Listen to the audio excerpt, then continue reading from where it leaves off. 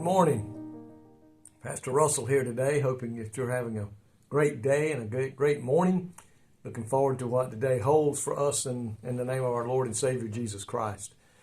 It's another day that we are to go out and do the great commission that we were told to do, and that is to share the gospel with someone.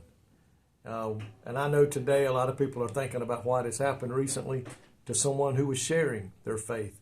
My friend, we're still called to go out and share that. I want to talk to you today in Luke chapter 18, verse 1, and also Ephesians chapter 6, verse 18. Looking at Luke 18 and verse 1 says, "And he spake a parable unto them to this end, that men ought always to pray and not to faint." If you look in the King James Version, it says, "Then he spoke a parable to them, that men always ought to pray and not lose heart." Think about this verse here today. He said men ought always to pray. Prayer should be such a everyday, multiple times a day occurrence in our life. A lot of people get up in the morning and they pray and that's it. They don't pray no more until the next morning. Some people get up and pray in the morning for the needs of others and needs in their life, praising the Lord for his goodness and mercy, and then maybe thank him at the end of the day for getting them through that day safely before they lay down and go to sleep. But the Bible says men ought always to pray. And I think that's many times throughout the day as we think of a need of someone, as we get a phone call about somebody needing prayer. We run into somebody at Lowe's or in another store, and maybe the Holy Spirit impresses upon us to pray for them. We ought to pray always. If we lose heart, you know what happens? We lose our passion. If we lose heart to pray, we lose our passion for prayer. When we don't have the heart for a battle, we are tempted to give up. And my friend, if the devil can get us not to pray, he can make our lives so busy that we don't even think about praying. He has won the battle.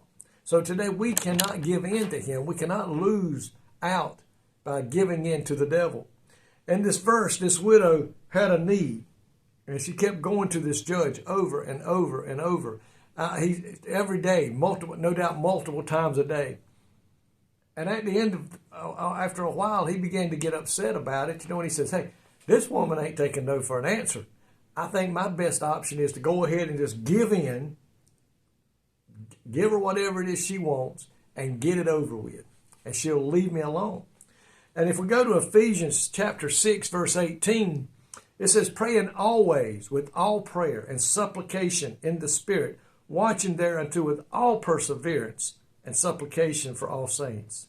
Folks, the Bible urges us over and over and over, pray, seek God, bring your needs to God, bring the needs of others to God. Pray encouraging for our leaders in our country. Pray for encouraging our pastors as they stand before crowds every day. Pray for our missionaries. Pray for the nation of Israel. We got so much to pray. We could pray throughout the day. And I know we can't go around praying all day long. We got to work. We've got to do things. But there are moments when we can slip a prayer in if we just take a moment or two of our time. How can anybody pray on all occasions? We can't. But it says one way to make quick and brief prayer is a habit as you respond to every situation you encounter throughout today. It don't have to be a long prayer. You can say, "Lord, bless Mr. So-and-so. I have heard that he is sick and under the weather. Sister so-and-so's in the hospital, Lord. Be with her, touch her body. Guide the doctors, Lord, as they look over her situation." We can do things like that. Don't quit praying, ever quit praying for a need of request, whether it's yours or the need of somebody else. Continually lift them up in prayer. Be like that widow woman who bothered that judge every day till she got the answer. We're not bothering God when we pray. God welcomes our prayers. His ears are always open for our prayers. We need not to quit praying.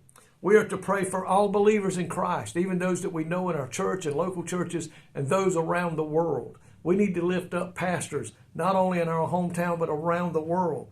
And like Paul, he said, "Always in every prayer of mine," he said, "making requests for you all with joy." Paul said, "I'm praying for your request every day, and we're doing it with joy, that I have the opportunity to pray for you." In troubling times, prayer can be a place of refuge where we can come to grips with God's willingness to intervene on our behalf. And our Heavenly Father is waiting for that moment that we come to Him with a need that He already knows that we have need of. And He says, you have not because you ask not.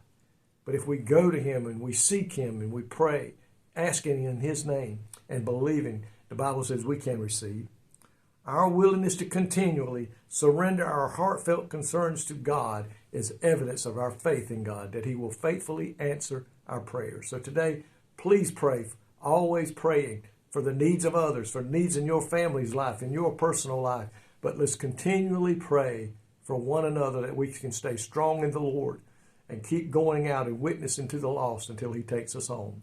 Lord, we thank You today for Your promise to hear our prayers and to meet our needs. God, help us to always be praying for those who are in need of prayer, that they may receive the answer that they need. And Lord, praying for us also and ourselves and our families, that we need to come before You with our needs, knowing that You are more than able and willing to answer our prayers. In Jesus' name, amen.